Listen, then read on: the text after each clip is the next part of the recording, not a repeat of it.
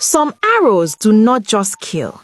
They awaken ancient laws that never forget. Grab your popcorn and listen to this interesting and educational story.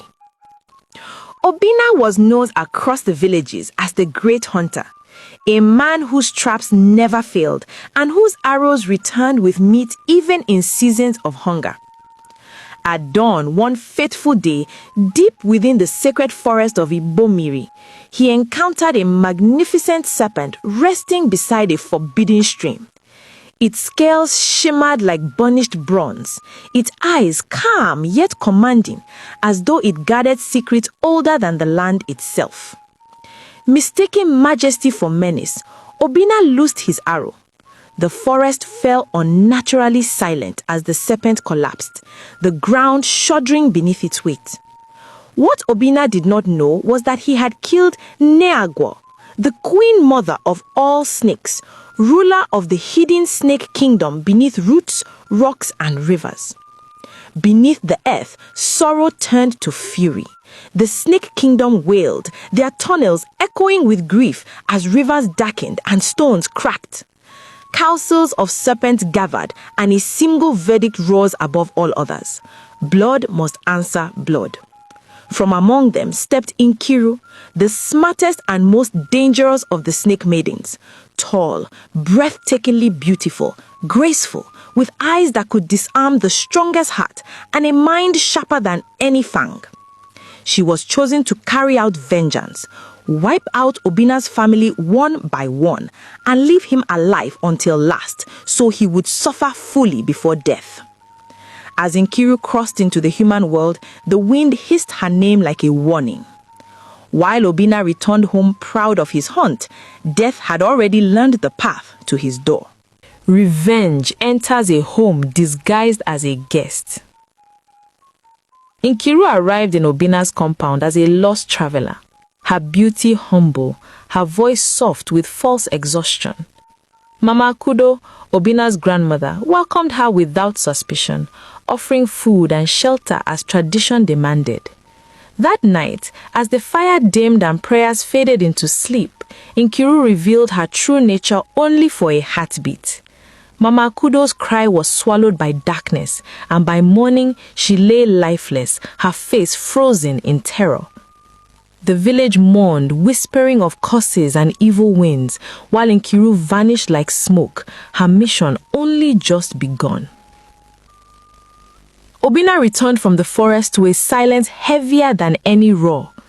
When he saw Mama Kudo's body, grief crushed the strength from his knees.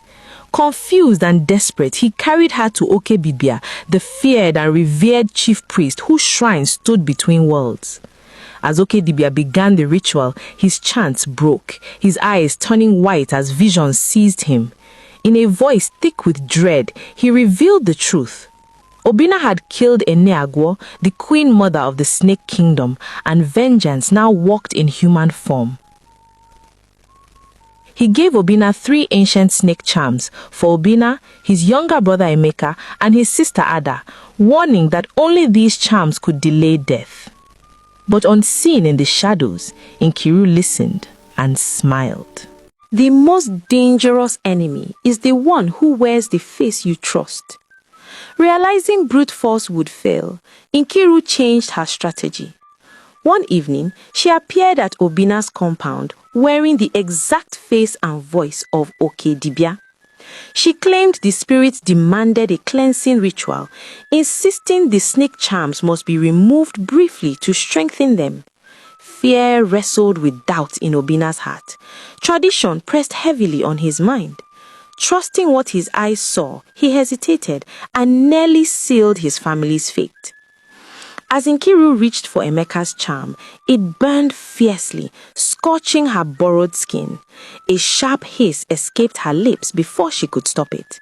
Ada noticed first. The priest's shadow twisted unnaturally, bending like a coiled rope.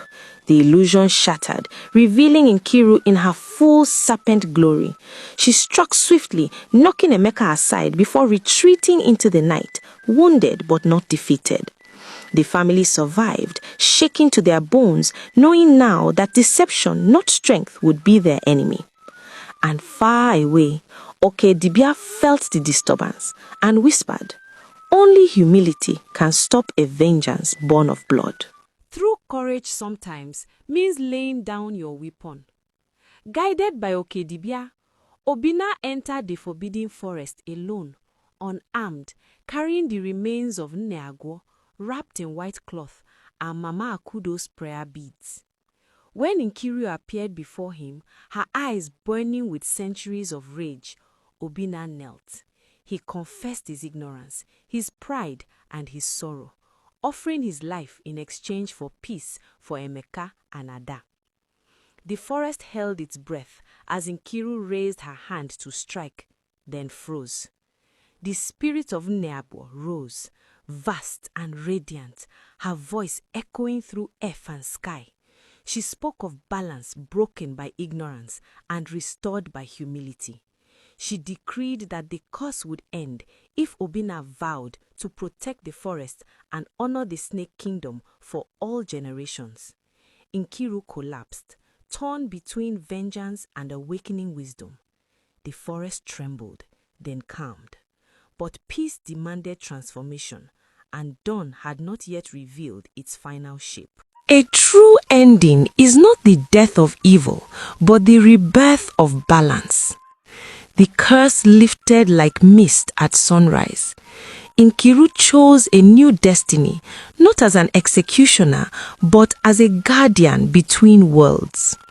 She returned to the Snake Kingdom as an honored emissary, while Obinna rebuilt his life as a protector rather than a conqueror. The charms were buried beneath a sacred tree, no longer weapons, but reminders. The land healed, crops flourished, and the forest rewarded those who respected its laws. Years later, elders spoke of a hunter who never raised his arrow without prayer, and a village guarded by unseen coils. At dusk, a tall, graceful woman was sometimes seen at the forest's edge, her eyes glowing softly, not with hunger, but with watchful mercy. And when the forest suddenly falls silent, the people whisper, "Nkiru is near, and she remembers everything."